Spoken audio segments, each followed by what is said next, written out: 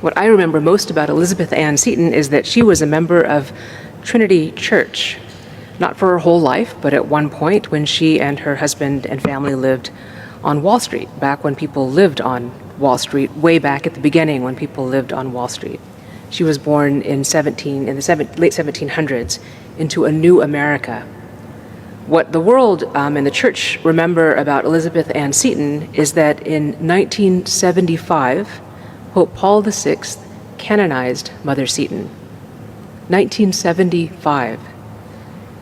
And these were his words: Elizabeth Ann Seton is a saint.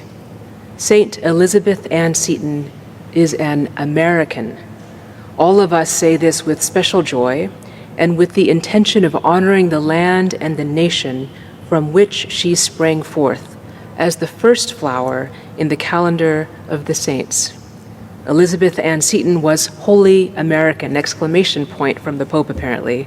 Rejoice for your glorious daughter, be proud of her, and know how to preserve her fruitful heritage.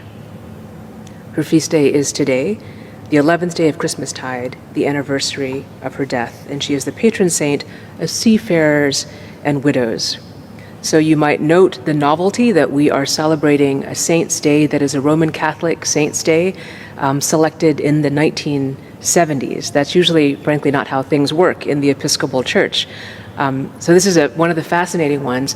And the first American saint, if you heard that, and a woman, the first American Roman Catholic saint.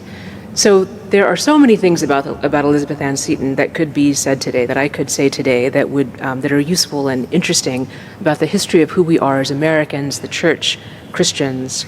So I'll limit it, but she's someone worth looking up. She was born in 1774 and died in 1821, so she didn't live very long.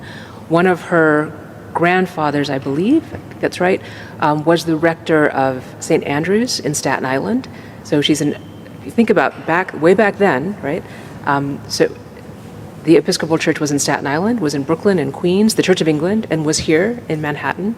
The way we tell Trinity's history sometimes, and I will tell this in a Trinity-biased way, you would think we were the only option. And so people were with us because we were it, which is fine, and there's nothing wrong with that, except to know that people actually chose us actually means something a little bit different, right? That you had the Dutch Reformed over where Middle is, right? That there were other historic churches, other Church of England churches, Presbyterian churches, not until quite late Roman churches, because they were not allowed in the early colony, one church during Elizabeth Ann Seton's life, and one bishop for these colonies, and not here in New York, in Maryland, one Roman Catholic bishop.